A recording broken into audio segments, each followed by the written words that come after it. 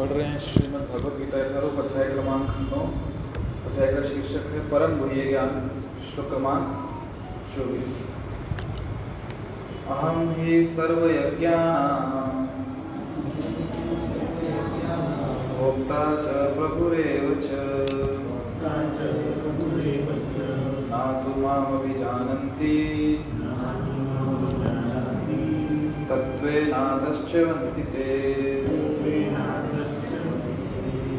अहम हि सर्वयज्ञानां भोक्ता च प्रभुरेव च न तु मामभिजानन्ति तत्त्वेनातश्च वन्ति ते। अहम हि सर्वयज्ञानां भोक्ता च प्रभुरेव च न तु मामभिजानन्ति तत्त्वेनातश्च वन्ति ते। मैं ही समस्त यज्ञों का एकमात्र भोक्ता तथा स्वामी। अतः जो लोग मेरे वास्तविक दिव्य स्वभाव को नहीं पहचान पाते वे नीचे गिर जाते हैं। तात्पर्य श्री प्रभुपाद जी द्वारा यहाँ यह स्पष्ट कहा गया है कि वैदिक साहित्य में अनेक प्रकार के यज्ञ अनुष्ठानों का आदेश है, किंतु वस्तुतः इस भगवान को ही प्रसन्न करने के निमित्त है। यज्ञ का अर्थ है विष्णु। भगवद गीता के 3 अध्याय में स्पष्ट कथन है कि मनुष्य को चाहिए कि यज्ञ या विष्णु को प्रसन्न करने के लिए ही कर्म करे। मानवीय सभ्यता का समग्र रूप वर्णाश्रम धर्म है और यह विशेष रूप से विष्णु को प्रसन्न करने के लिए है। इसलिए इस श्लोक में कृष्ण कहते हैं, मैं समस्त यज्ञों का भोक्ता हूँ क्योंकि मैं परम प्रभु हूँ। किंतु अल्पज्ञ इस तथ्य से अवगत न होने के कारण क्षणिक लाभ के लिए देवताओं को पूजते हैं। अतः वे संसार में आ गिरते हैं और उन्हें जीवन का लक्ष्य प्राप्त नहीं हो पाता।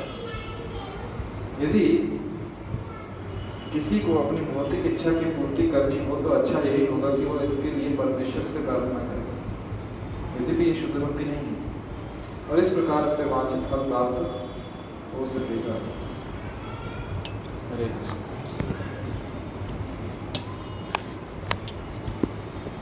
मेरा पहला प्रश्न आप सभी के लिए, आप में से कितने वक्त पिछले सप्ताह थे? पिछले हफ्ते कौन कौन था? बस ठीक, ये प्रश्न पहले पूछूंगा। इसके बाद मेन प्रश्न है, पिछले सप्ताह क्या चर्चा हुई? अभी हाथ खड़ा कर दिया आपने, पिछले हफ्ते थे आप। अभी बताओ पिछले सप्ताह क्या चर्चा हुई? हाँ,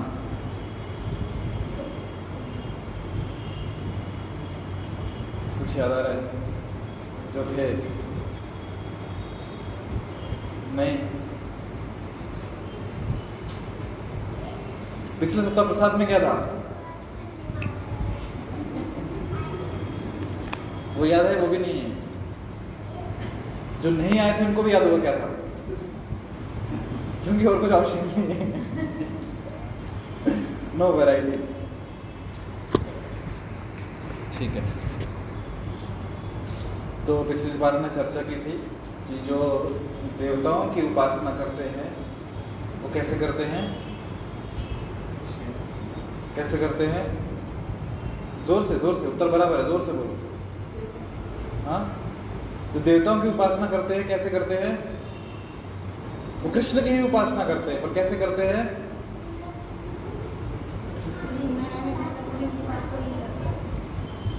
शब्द क्या है? थोड़ा चीटिंग करो ना, देखो ना पिछले श्लोक को कैसे करते हैं। एक शब्द है, श्लोक क्रमांक कौन सा है? 23 ना? कैसे करते हैं? श्रद्धा कौन देता है उनको? श्रद्धा कौन देता है उनको? भगवान देते हैं।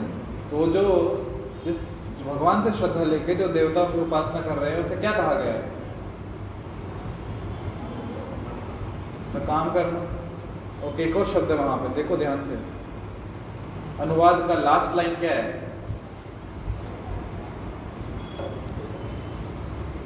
भगवान कह रहे हैं वास्तव में मेरी पूजा कर रहे हैं, पर कैसे कर रहे हैं? त्रुटिपूर्ण तरीके से कर रहे हैं। और संस्कृत शब्द क्या है श्लोक में? अविधि पूर्वकम। बस कुछ विशेष नहीं करना है। आज का ना एआई का जमाना है, मेहनत करने की जरूरत नहीं है, सिर्फ प्रॉम्प्ट देना है, आंसर आपको रेडीमेड मिल जाएगा। तो बस एक पेज पीछे करके आपको श्लोक पढ़ना है, अनुवाद पढ़ना है, आंसर उसी में। इतना आसान है, थोड़ा सा कष्ट करना है बस वो प्रॉम्प्ट टाइप करने का। ठीक है, तो कृष्ण क्या कह रहे हैं? मेरी उपासना कर रहे हो, पर कैसे कर रहे हो? अविधि पूर्वक, त्रुटि पूर्वक कर रहे हो। तो क्यों ना विधि पूर्वक किया जाए, जब कृष्ण की ही करनी है। क्योंकि आज के श्लोक में कह रहे हैं अहम ही सर्वयज्ञानां भोक्ता च प्रभु रेव च। भोक्ता च प्रभु रेव। जितने भी यज्ञ हम कर रहे हैं, यज्ञ करते हैं हम लोग, यज्ञ के स्वामी कौन है?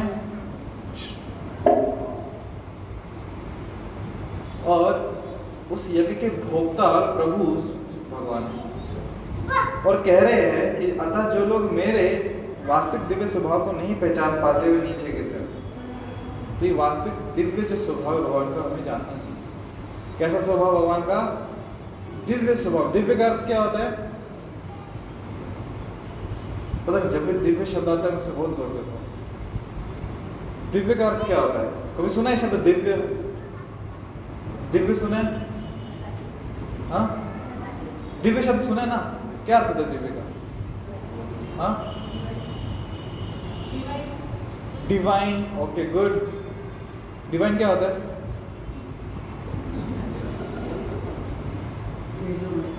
तेजोमय क्या होता है?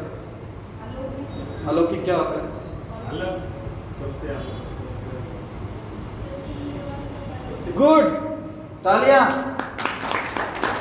ये आंसर चाहिए था मुझे, बहुत बार बताया है। बस आपको सही प्रॉम्प्ट टाइप करना आना चाहिए। आईटी की स्टूडेंट है ना? गुड। दिव्य का अर्थ क्या होता है? जो 3 गुणों से परे। 3 गुण कौन कौन से हैं? रजोगुण, तमोगुण, सत्वगुण। ये 3 गुण है। तो जो भी 3 गुणों से परे है वो दिव्य है। भगवान को दिव्य कहा जाता है, क्यों? 3 गुणों से परे। भगवान का धाम दिव्य है, क्यों? 3 गुणों से परे। तो जो वस्तु, व्यक्ति, परिस्थिति 3 गुणों से परे है वो दिव्य है। अंग्रेजी में यदि इसका अनुवाद करना है दिव्य का, तो होता है ट्रांसेंडेंटल। ट्रांसेंडेंटल शब्द कहां से है? ट्रांसेंड से। ट्रांसेंड मीन्स बियॉन्ड, परे चले जाना। 3 गुणों से परे, दिव्य शब्द। ये भी याद रहेगा। मुझे याद नहीं कितनी बार बता दिया शब्द का अर्थ। ठीक है। अतः जो लोग मेरे वास्तविक दिव्य स्वभाव, तो भगवान के स्वभाव के साथ विशेषण लगाया है। कैसा स्वभाव है? दिव्य स्वभाव। तो भगवान का स्वभाव दिव्य है, जो आपने कहा डिवाइन है ना, मतलब 3 गुणों से परे। मतलब भगवान का स्वभाव को आप 3 गुणों में नहीं देख सकते उसको, 3 गुणों से परे। सत्वगुण में नहीं है, रजोगुण में नहीं है, तमोगुण में नहीं है। 3 गुणों से परे शुद्ध सत्व में भगवान का स्वभाव। जो भी गुण आप देखते हैं ना, तमोगुण के गुण, मतलब जो लक्षण है तमोगुण के हैं, या फिर जो लक्षण रजोगुण के हैं, जो लक्षण सत्वगुण, भगवान के स्वभाव में नहीं है, इससे परे है। तो जो भगवान के वास्तविक दिव्य स्वभाव को नहीं पहचान पाते, वे नीचे गिर जाते हैं, उनका पतन हो जाता है। और जो पहचान लेते हैं उनका क्या होता है? जो पहचान लेते हैं उनका क्या होता है? आपको याद है श्लोक, अध्याय क्रमांक 4 में श्लोक आता है, जन्म कर्म च मे दिव्यम एवं यो वेति तत्वतः त्यक्त्वा देहं पुनर्जन्म नेति मामेति सो अर्जुन। कृष्ण अर्जुन कहते हैं कि जो मेरे जन्म को और कर्म को, जन्म कर्म च मे दिव्यम, जो मेरे दिव्य है, जन्म भी दिव्य है भगवान का और कर्म भी दिव्य है। जो उनको तत्व से जानता है वो संसार छोड़ने के बाद वापस नहीं आता, उसका पुनर्जन्म नहीं होता। ये लाभ है भगवान के जन्म और कर्म जानने का, क्योंकि वो जन्म और कर्म क्या है? दिव्य। जान लिया वापस भगवत धाम जाएगा तो वापस नहीं जान पाए तो नीचे गिर जाए। पार या पार, बीच में रहने का सवाल ही नहीं। जान गए तो पार, नहीं जाने तो नीचे गिर जाए। ऐसा है, ये करताल है ना। क्या मैं कह सकता हूं कि इसको हवा में रख सकूं? कह सकता हूं क्या? या तो मैं उसको ऊपर फेंक सकता हूं, या ये ऊपर जा रहा है या नीचे आ रहा है, हवा में रुक सकता है क्या? नहीं रुक सकता। तो वैसे ही या तो ऊपर जाएंगे या नीचे जाएंगे, बीच में नहीं रुक सकते। त्रिशंकु नहीं है, त्रिशंकु याद है ना आपको? विश्वामित्र मुनि ने भेजा था उसको, वो नहीं है बीच में लटकेंगे ना ऊपर ना नीचे। तो या तो भगवान के दिव्य स्वभाव, दिव्य जन्म, दिव्य कर्मों को तत्व से जानेंगे, ऊपर जाएंगे, नहीं जानेंगे तो नीचे जाएंगे, बीच का कोई प्रश्न नहीं है। ठीक है, इसको दूसरे तरीके से समझ सकते हैं। भक्ति मार्ग में या तो हम प्रगति कर रहे हैं, या तो प्रगति पथ पर है, या हमारी अधोगति हो रही है, बीच में कोई स्थान नहीं है। या तो प्रगति कर रहे हो या अधोगति, बीच का कोई स्थान नहीं है जहां आप कह सको पिछले 10 साल से वहीं पे नहीं। या तो प्रगति कर रहे हो या नीचे जा रहे हो, बीच का स्थान। सेंसेक्स यहाँ ऊपर जाता है या नीचे आता है, बीच में रहता है कभी?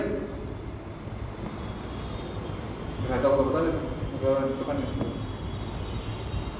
ठीक है, तो भगवान के कहने का तात्पर्य है कि जब भगवान कह रहे हैं कि जो मेरे वास्तविक दिव्य स्वभाव को नहीं जान पाते और नीचे गिर जाते हैं, मतलब एक तरफ से प्रेरणा दी जा रही है कि जानो मेरे दिव्य स्वभाव को। जब जैसे कभी कोई आपने डांट खाई हो, पढ़ेगा नहीं तो फेल हो जाएगा, सुना है? सुना, बहुत बार सुना है। इसका मतलब क्या है कि जो बड़े हमें डांट रहे हैं, वो चाहते हैं हम फेल हो? क्या चाहते हैं? कि हम पढ़े और अच्छे मार्क्स से पास हो, पर बोलते कैसे हैं? पढ़ेगा नहीं तो फेल हो जाएगा। तो वैसे ही भगवान कह रहे हैं जो मेरे दिव्य स्वभाव को नहीं जानते उनका पता न जाता, नीचे गिर जाते। पर भगवान कहना क्या चाहते हैं कि मेरे दिव्य स्वभाव को जानो और अपनी प्रगति करो। तात्पर्य में रूपा जी कह रहे हैं कि यहाँ स्पष्ट कहा गया है कि वैदिक साहित्य में अनेक प्रकार के यज्ञ अनुष्ठानों का आदेश है, किंतु वस्तुतः वे सब भगवान को ही प्रसन्न करने के निमित्त हैं। बहुत सारे यज्ञ विधियां दी गई, बहुत सारे, जितने भी यज्ञ विधियां दी हैं ना शास्त्रों में, वेदों में, विशेषकर यजुर्वेद, इन वेदों में यज्ञ दी, अलग अलग प्रकार के यज्ञ हैं, अलग अलग देवी देवताओं के यज्ञ, पर इन सभी यज्ञों में यदि कुछ सामान्य बात है, कुछ जिसे कहते हैं ना कॉमन थिंग, वो ये है कि सबके स्वामी विष्णु है। विष्णु के बिना भी यज्ञ नहीं कर पाओ, और यदि उस यज्ञ में विष्णु ही नहीं है तो यज्ञ संपन्न भी नहीं होगा। उदाहरण दूं, श्रीमद् भागवतम स्कंद क्रमांक 6, एक यज्ञ हुआ था। कौन सा? किसने किया था? बोलो बोलो बोलो, बराबर है? नहीं, एक यज्ञ हुआ था जो गड़बड़ हो गया। श्रीमद् भागवतम में एक यज्ञ हुआ, किसने किया था? तहस नहस हो गया सब कुछ। यज्ञ किसने करवाया था? पार्वती के फादर ने, दक्ष, प्रजापति दक्ष। उस यज्ञ में दक्ष ने सबको आमंत्रण दिया था, सब गए थे, एक व्यक्ति को आमंत्रण नहीं दिया। कौन? महादेव जी, शिव जी को आमंत्रण। और जब शिव जी को ही नहीं बुलाया, विष्णु जी भी नहीं गए। और जब विष्णु ही नहीं गए तो यज्ञ कैसे कर रहे हो आप? बात समझ में आ रही है? तो यज्ञ कोई भी करो, बिना विष्णु की उपस्थिति के आप यज्ञ नहीं कर सकते, क्योंकि यज्ञ के भुक्ता कौन है? स्वयं विष्णु। कोई भी यज्ञ हो, और उस यज्ञ में विष्णु नहीं थे तो सब तहस नहस हो गए। शिव जी भी नहीं थे। विष्णु भगवान थे उसमें, ब्रह्मा विष्णु सब ऐसे दिखा है एक सीरियल में इसमें। मैंने बात किया भागवतम के छठे स्कंद की। मैंने नहीं कहा कि सीरियल में क्या हुआ है। हमने जो देखा है आपने अपने वो सब नहीं देखना चाहिए ना। जब ऐसा कुछ चले तो आंखें बंद ऐसे करनी चाहिए। जब ग्रंथ सामने हो तब आंखें खोलनी चाहिए। पढ़िए ना, ग्रंथ पढ़िए, किसने मना किया? भागवतम है हमारे पास, है ना। तो हमारा स्रोत प्रमाणिक होना चाहिए। इसलिए तो कह रहे हैं एवं परंपरा प्राप्तम एवं राज ऋषियों। जो ज्ञान है परंपरा में पाया जाता है। सीरियल में कौन सी परंपरा है?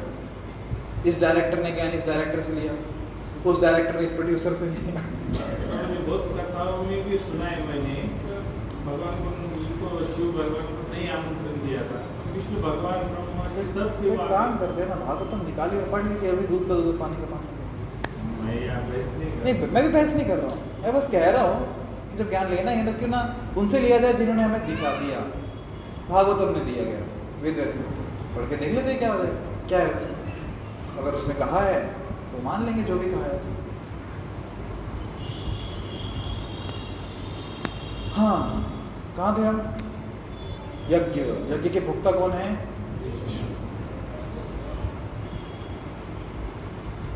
हमारे जीवन में जो भी हम कार्य कर रहे हैं वो विष्णु की प्रसन्नता के लिए होना चाहिए, कृष्ण की प्रसन्नता के लिए होना चाहिए, नहीं तो वो कार्य होना ही नहीं चाहिए। यदि हम हर कार्य भगवान की प्रसन्नता के लिए करें, हर कार्य, अर्थात हमारे हर कार्य का केंद्र भगवान विष्णु है, कृष्ण है, यहीं पे वैकुंठ बन जाएगा।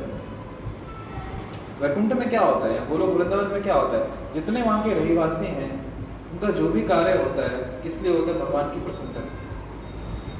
जो भी कार्य होता है बन गया वातावरण भगवान के धाम का।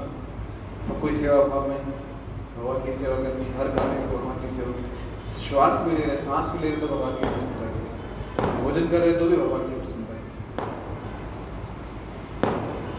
मतलब उनका वो भाव है कि हमें भगवान की सेवा करनी है, और अगर भगवान की सेवा के लिए हमें खाना पड़े तो हम खाएंगे, खिलाना पड़े तो हम खिलाएंगे। उद्देश्य एक ही है, भगवान की प्रसन्नता, उनकी सेवा।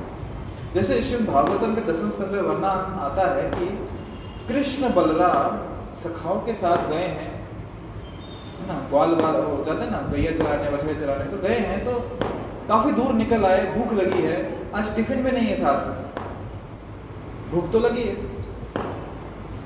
अभी जो ग्वाल बाल है उनकी मनस्थिति देखिए कैसे। ये वृंदावन की बात है, धाम के जो रहीवासी उनकी विचार सरणी कैसे होगी। वो सोच रहे हैं कि हमें भूख लगी है, क्योंकि काफी समय से घर से निकले हो गया, टिफिन तो है नहीं, भूख भी लगी है, और हम कैसे बोले कि भूख लगी है? हम तो सेवक है, स्वामी कौन है? भगवान स्वामी। अगला विचार आता है, हमें भूख लगी है मतलब इनको भी भूख लगी होगी, साथ में है। अभी इनको भूख लगी है पर ये बोलेंगे नहीं कि हमें भूख लगी है, तो हमको इनकी केयर है, तो इसलिए इनके लिए हम बोलते हैं हमें भूख लगी। क्योंकि यदि हम बोलेंगे कृष्ण आपको भूख लगी है, बलराम आपको भूख लगी है, चलो आपके कुछ लेके आते हैं, तो क्या बोलेंगे? नहीं नहीं, हमें भूख नहीं लगी है, बैठो। पर जब हम बोलेंगे कि कृष्ण बलराम हमें भूख लगी है, तो कृष्ण सोचेंगे हाँ तुमको भूख लगी है ना, चलो कुछ करते हैं। कारण क्योंकि भक्त जानते हैं कृष्ण किसको प्रसन्न करना चाहते हैं? अपने भक्तों को। कृष्ण हमारी प्रसन्नता चाहते हैं, और हमारी प्रसन्नता कृष्ण की प्रसन्नता में है। कृष्ण हमारा भला चाहते हैं, भला कहने से अच्छा है कृष्ण हमारी केयर कर रहे हैं, पर हमारा कंसर्न है कृष्ण की केयर करना।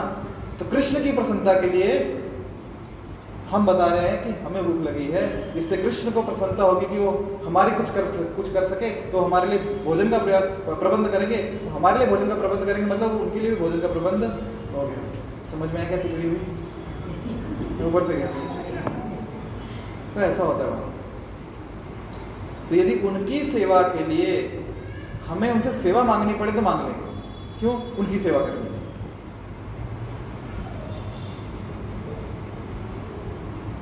समझ में आया? ऐसा कभी घर में होता है क्या? कभी होता है ऐसा कि हमें भूख नहीं है, पर जो घर वाले हैं वो भूख लगी है उनको, पर इसलिए नहीं बोलेंगे खाने भूख लगी है, क्योंकि अगर आप बोलेंगे पता सब एक ही साथ आए थक के आए तो इनको मेहनत करनी पड़ेगी, बनाना पड़ेगा, इसलिए बोल देते हैं भूख नहीं है। पर आपको पता है, विशेषकर माता है, आपको पता है कि इनको भूख लगी है, क्योंकि साथ में गए थे ना, साथ में गए तो मुझे भूख लगी, इनको कैसे नहीं लगी होगी। तो फिर वो खुद से बोलते हैं तो मुझे तो भूख लगी है। अच्छा ठीक है, बना ही रहे तो फिर बना लो, खा लेते हैं। तो खिलाना है, इसलिए खुद भी बोल देते हमें भूख लगी। तो ये भाव है वैकुंठ का, गोलोक वृंदावन, कि हमें सेवा करनी है, और सेवा के लिए यदि खुद भी सेवा लेनी पड़े, जो देखो सेवा कभी ली नहीं जाती, दी जाती है, पर अगर सेवा करने के लिए सेवा लेनी पड़े तो लेने को भी तैयार है। और फिर कृष्ण कहते हैं तो जाओ वहाँ जो ब्राह्मण हैं यज्ञ कर रहे, उनको जाके बोलो कुछ भिक्षा मिल जाए, पर मेरा नाम मत लो। क्यों? मैं कृष्ण वैश्य गौइयाँ चराता हूँ, मुझे कौन देगा भिक्षा? बलराम जी का नाम लेना। क्यों? क्षत्रिय हैं, वसुदेव के पुत्र हैं, माँ रोहिणी के पुत्र हैं, उनको जानते हैं कि क्षत्रिय हैं सब लोग, तो क्षत्रिय को भिक्षा जल्दी मिल जाएगी। तो बलराम जी का नाम लेके भिक्षा मांगना, मेरा नाम लेके मांगो भी कुछ नहीं मिलेगा। गए ग्वाल वाले मांगने के लिए ब्राह्मणों के पास कि वन में बलराम जी भूख लगी, कुछ भिक्षा में दे। ब्राह्मणों ने क्या किया? भगा दिया। क्यों?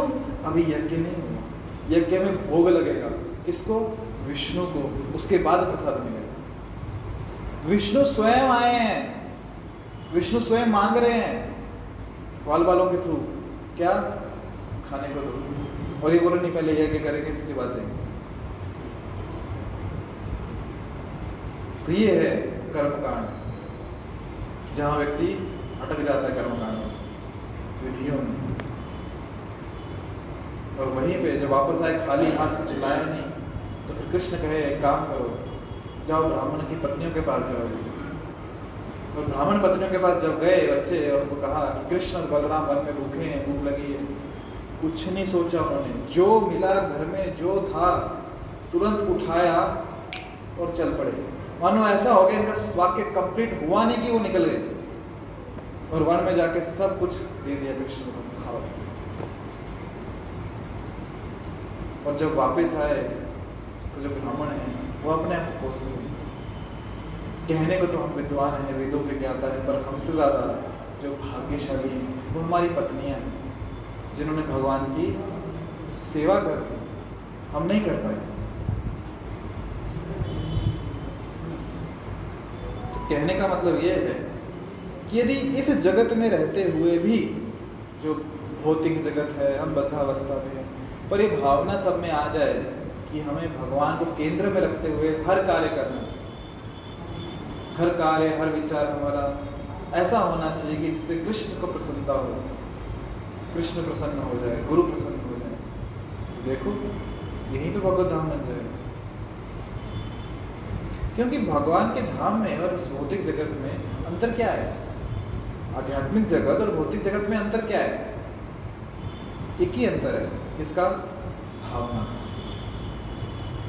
भौतिक जगत में जीवात्मा स्वामी बनना चाहता है, हर किसी को अपनी सेवा में लगाना चाहता है, और आध्यात्मिक जगत में वो सेवक अपने आप को जानता है और भगवान की प्रसन्नता के लिए कार्य करना चाहता है। यहाँ पे जीवात्मा अपनी प्रसन्नता के लिए कार्य करना चाहता है, बस एक भावना का अंतर, ज़्यादा कुछ अंतर नहीं है। वो भावना यदि यहाँ पे आ जाए इसी जगत में रहते हुए, आपके लिए यहीं पे भगवत धाम है। केवल भावना का अंतर, कुछ नहीं।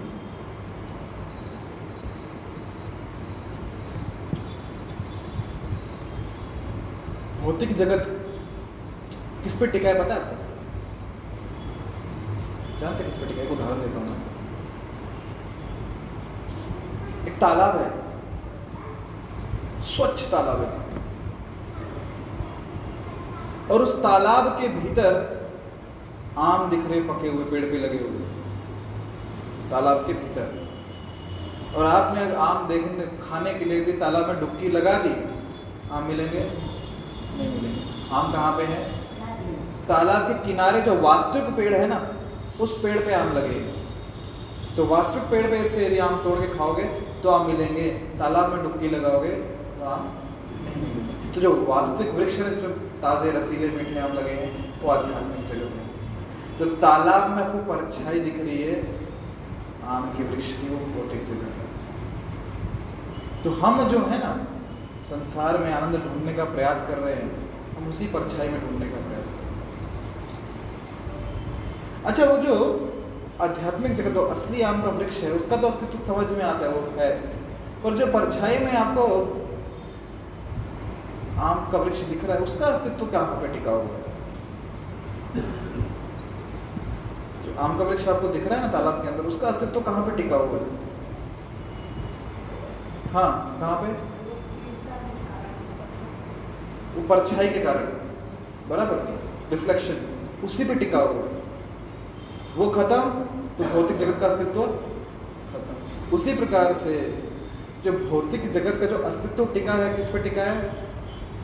ये भी परछाई पे टिका है। वो परछाई क्या है? हमारी इच्छा। उसी इच्छा पे ये भौतिक जगत का अस्तित्व टिका हुआ है। इच्छा खत्म, भौतिक जगत खत्म।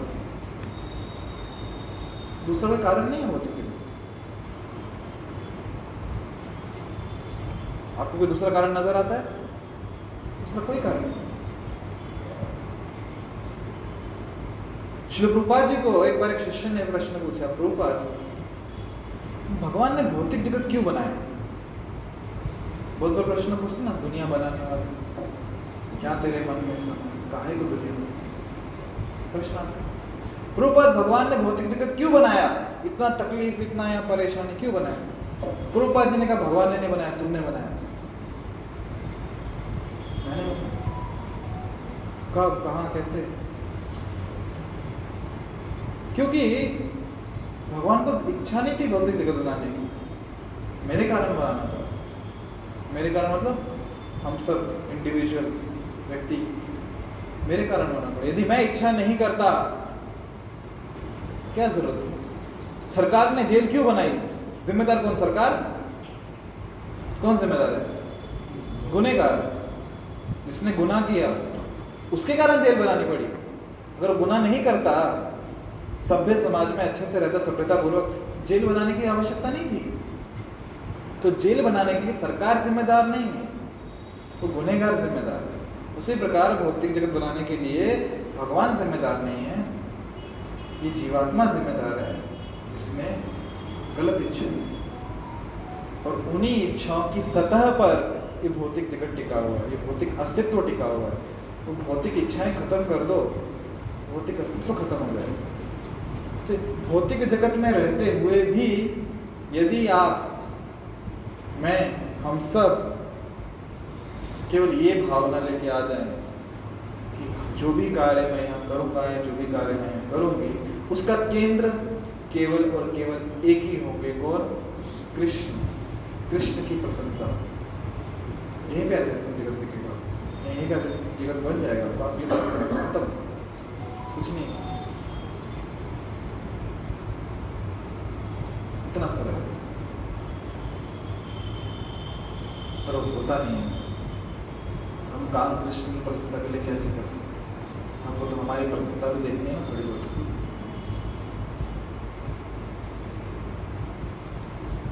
तो श्रीमद् भगवत, अच्छा यहाँ पर यज्ञ का अर्थ है विष्णु। श्रीमद् भगवत गीता के 3 अध्याय में यह स्पष्ट कथन है कि मनुष्य को चाहिए कि यज्ञ या विष्णु को प्रसन्न करने के लिए ही कर्म करे। कौन सा श्लोक है पता है? 3 अध्याय का, जहां पे कहा गया है कि केवल कृष्ण की प्रसन्नता के लिए ही कर्म करे। निकालो, श्लोक क्रमांक 13 या 14 रहेगा। कौन सा श्लोक है देखो, 3 अध्याय का।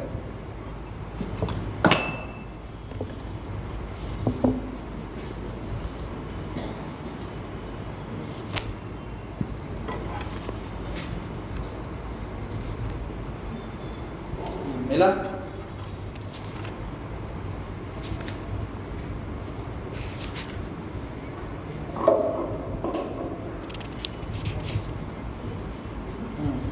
13 नंबर बराबर। क्या श्लोक है? बहुत बार पढ़ा भी होगा, सुना भी, बहुत फेमस श्लोक है। यज्ञ शिष्टाशिना संतो मुच्यन्ते सर्वकिल्बिषे भुंजते ते तुगम पावा ये पचन्ते आत्म कारणात्। कह रहे हैं कि भगवान के भक्त सभी प्रकार के पापों से मुक्त हो जाते हैं। क्यों? भगवान के भक्त सभी प्रकार के पापों से मुक्त हो जाते हैं। क्यों मुक्त हो जाते हैं? क्योंकि वे यज्ञ में अर्पित किया हुआ भोजन प्रसाद ही खाते हैं। मतलब क्या कि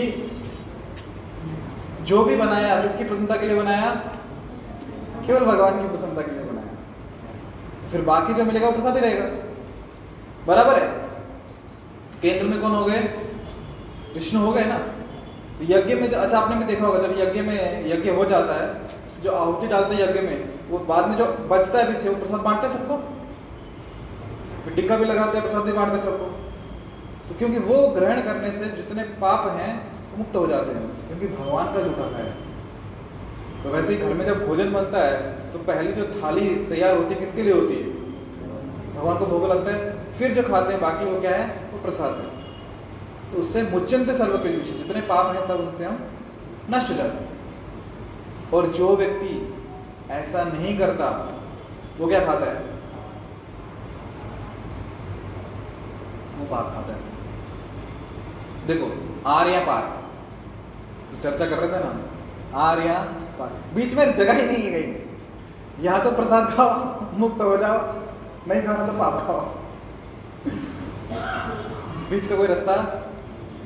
या तो दिव्य स्वभाव जन्म कर्म को जानो और मुक्त हो जाओ, नहीं तो नीचे गिर जाओ। दो ही ऑप्शन है, बीच का ऑप्शन भगवान ने रखा ही नहीं, 0 या 1।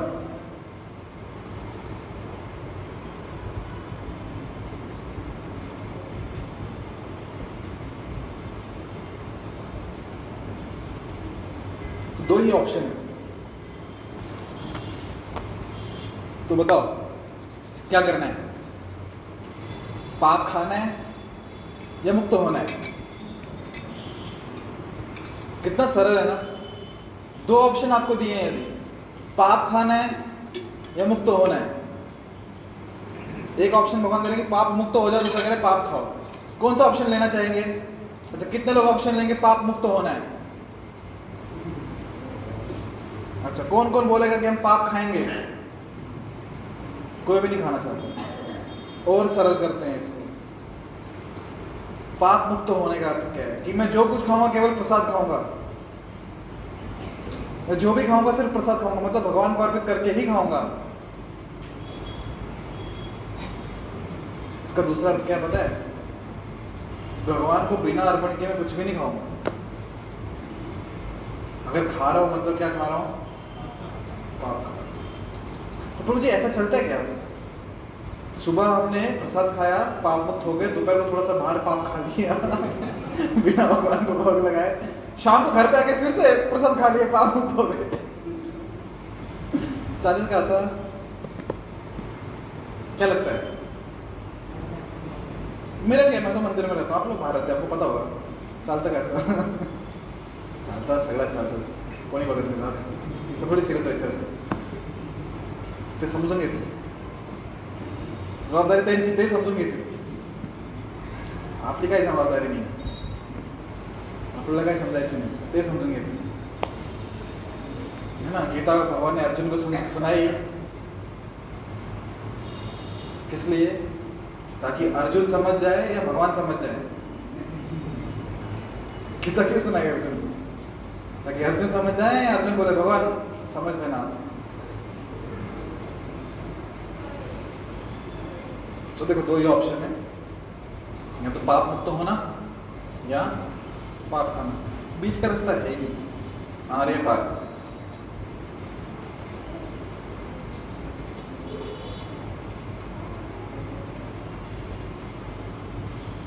अच्छा, जब हम प्रसाद ग्रहण करते हैं या फिर हम भगवान को हमारे जीवन का केंद्र बनाते हैं, उससे लाभ क्या होता है, तो लाभ हमने देख लिया। भगवान कह रहे हैं क्या होते हैं, पाप मुक्त होते, ठीक है। अभी हमें कैसे समझ में आएगा हम पाप मुक्त हो रहे हैं? कृष्ण तो कह दिए कि मेरे जन्म को, मेरे कर्म को, मेरे स्वभाव की दिव्यता को यदि आप जानोगे तो आप मुक्त हो जाओगे। कह दिया उन्होंने कि उनको केंद्र में रखते हुए कार्य करोगे, सेवा करोगे, प्रसाद लोगे, मुक्त हो जाओगे, कह दिया उन्होंने। हमें कैसे समझ में आएगा कि हम मुक्त हुए कि नहीं? हमें कैसे समझ में आएगा कि हमारे जीवन में परिवर्तन आया कि नहीं? एक एक करके, हाँ, हमारी भौतिक अभिलाषा छूट जाए तो समझ में आएगा जी। हाँ,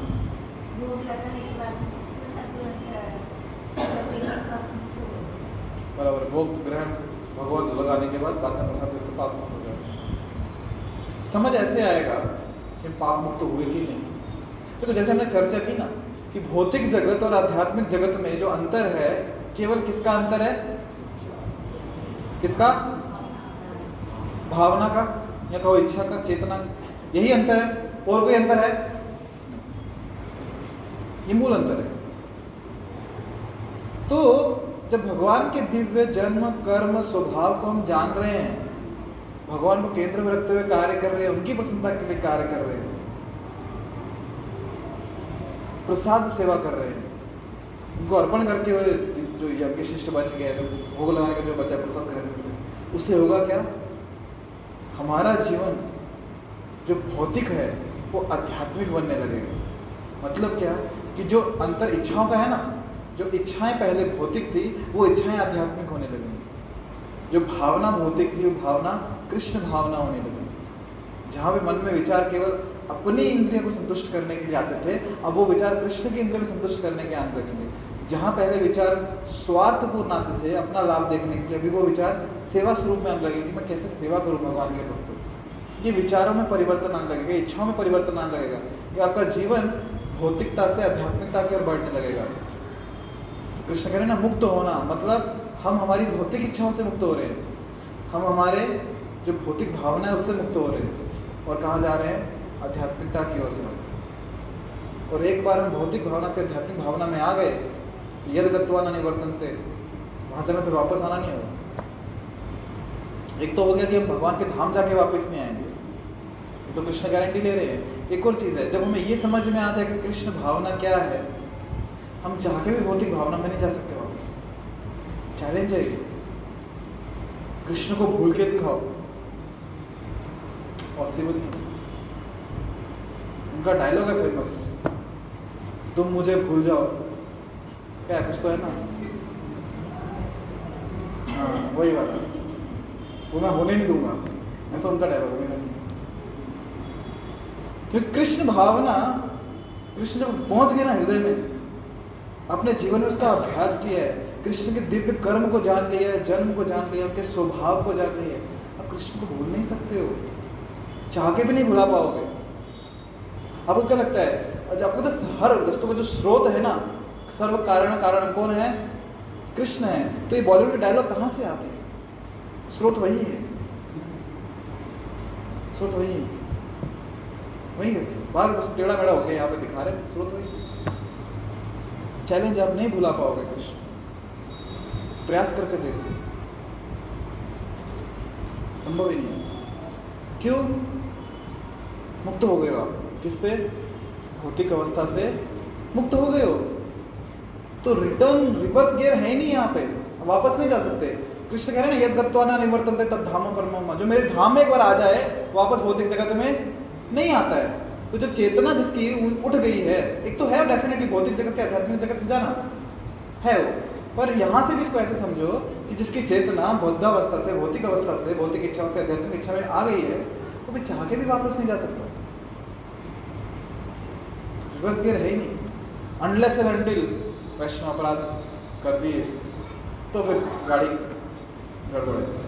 तो एक उदाहरण देता हूँ आपको, वास्तविक उदाहरण है, विदेश का है। एक भक्त अपने इस्कॉन मंदिर में सेवा करते थे, पुजारी। अर्च विग्रहों की सेवा कर रहे हैं। और पुजारी मतलब सोचो ना, दीक्षा हो गई है, पहली दीक्षा, दूसरी दीक्षा, ब्राह्मण दीक्षा हो गई है, नाम जप कर रहे हैं, गायत्री कर रहे थे इन समय की, अर्च विग्रहों की डायरेक्ट सेवा कर रहे हैं। पर हो गया भक्तों में कुछ अन्न बन, 2 बर्तन भी पास में है तो आवाज तो होती, खटक गया, छोड़ दिया इस्कॉन मंदिर में, नहीं करनी भक्ति, क्या कृष्ण कृष्ण, नहीं करना कृष्ण कृष्ण, क्या पता तेरे 4 नियमों का पालन करो, मांसाहार नहीं करना, अवैध सग नहीं करना, नशापान नहीं करना, जुआ नहीं खेलना, पिक्चरें नहीं देखना, ये नहीं करना, वो नहीं करना, रेस्टोरेंट में जाना, इतने नियम बोले। बाहर जाके वो सबसे पहले नियमित हो, पूरा धोती कुर्ता छोड़ दिया, सब आगे पैंट शर्ट जीन्स वगैरह, चलो पहुंच गए। कहाँ जाएंगे? थिएटर में जाएंगे। क्या देखने? मूवी देखने। पहुंच गए थिएटर मूवी देखने और बैठे, मूवी देखने बैठे, अभी होता है एडवर्टीजमेंट आती है और एडवर्टीजमेंट दिखा दिया, Hare Krishna festival this Sunday come to ISKCON temple. मतलब कृष्ण ने थिएटर में भी नहीं छोड़ा, वहां पे भी आके संडे प्रोग्राम में बुला रहे हैं, संडे फेस्ट। एयरपोर्ट पहुंचे, वहां पे भक्त कीर्तन कर रहे और एक भक्त ने पकड़ लिया, हरे कृष्णा आप हमारा ग्रंथ देखना चाहेंगे? भगवत गीता श्रील प्रभुपाद जी ने लिखी है, लीजिए हमारा ग्रंथ लीजिए। यही तो छोड़ के आ रहा हूं। जहां जा रहे कुछ ना कुछ रूप से कृष्ण उनको पकड़े रहे, भक्तों के माध्यम से, शास्त्रों के माध्यम से। थिएटर मूवी देखने गए, वहां पे इस्कॉन का एडवर्टाइजमेंट आ रहा, बोले कृष्ण मुझे नहीं छोड़ने वाले, वापस मंदिर में आओ, सेवा करो। कृष्ण को नहीं छोड़ सकते। एक गैंगस्टर गैंग होता है ना, गैंग, आपने यदि कोई गैंग ज्वाइन कर लिया, आप छोड़ नहीं सकते उसको। आओ जाओ, आप कहते ना, आए तो अपनी मर्जी से हो और जाओगे नहीं। क्यों? क्योंकि अभी गैंग में आने के बाद आपको इतनी अंदर की खुफिया जानकारी मिल चुकी है, अभी आपका बाहर जाना खतरनाक है। अब पुलिस के पास चले गए, पुलिस के हत्थे चढ़ गए, पुलिस ने पकड़ लिया, पूरे गैंग को ले डूबो। तो इसलिए अगर कोई गैंग को छोड़ के जा रहा है,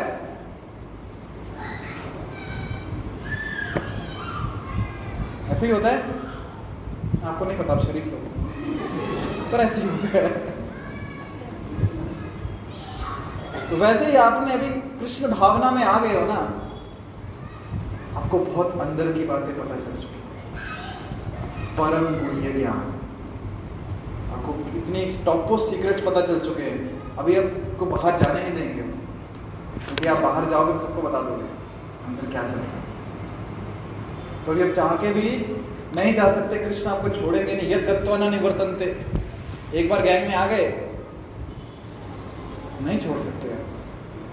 बहुत बार ऐसा भी होता है, पता है क्या, कि आप इस्कॉन में आ गए हो, या कोई भी संप्रदाय है, भक्तों के बीच में आपस में तू मैं हो जाती है, टकराव हो जाते हैं, मंदिर में आना छोड़ देते हैं, पर कृष्ण को नहीं छोड़ पाते। घर में बैठेंगे पर घर में बैठ के माला करेंगे, मंदिर नहीं जाएंगे क्योंकि मंदिर में भक्तों से झगड़ा हो गया, पर घर में बैठ के कृष्ण माला करेंगे। क्यों? पहले लोगों को छोड़ सकते हैं, मंदिर को छोड़ सकते हैं, उनको कैसे छोड़ के? चाह के भी नहीं छोड़ सकते, नहीं छोड़ पाओगे।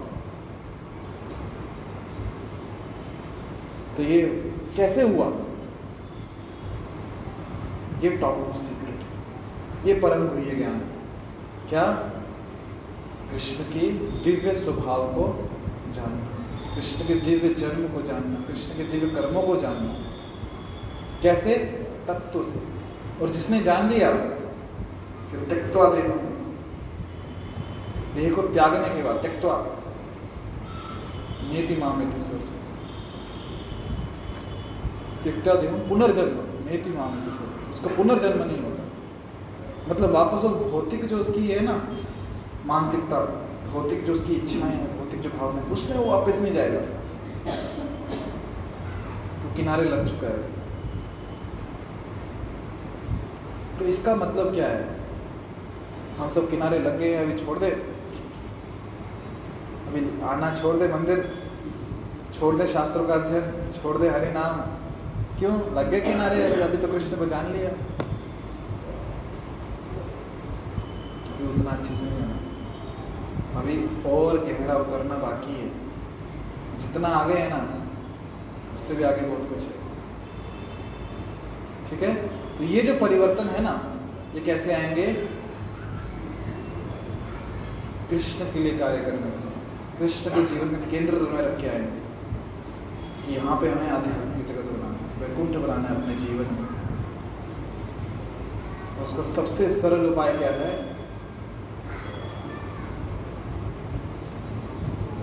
चैतन्य चरितामृत में एक श्लोक आता है, आत्मेंद्रिय प्रीतिवांछा तारे बोले काम। बोलो, आत्मेंद्रिय प्रीतिवांछा तारे बोले काम। मतलब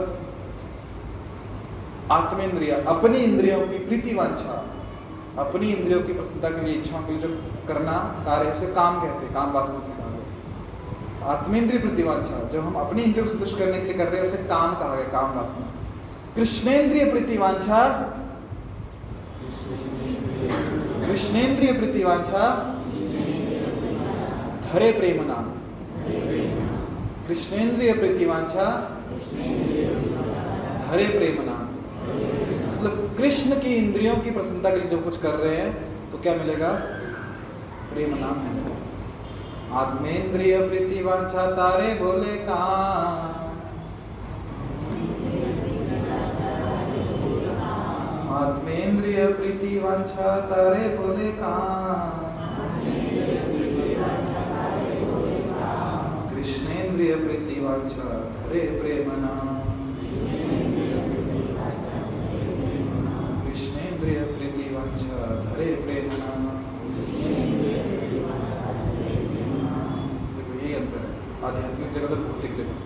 भौतिक जगत में अपने इंद्रियों को प्रसन्न करने के लगे हैं, आध्यात्मिक जगत में कृष्ण के इंद्रियों को प्रसन्न करने के लगे हैं। कैसे करेंगे? सरल उपाय, हरि नाम। हरे कृष्ण कृष्ण कृष्ण हरे हरे, हरे राम राम राम हरे।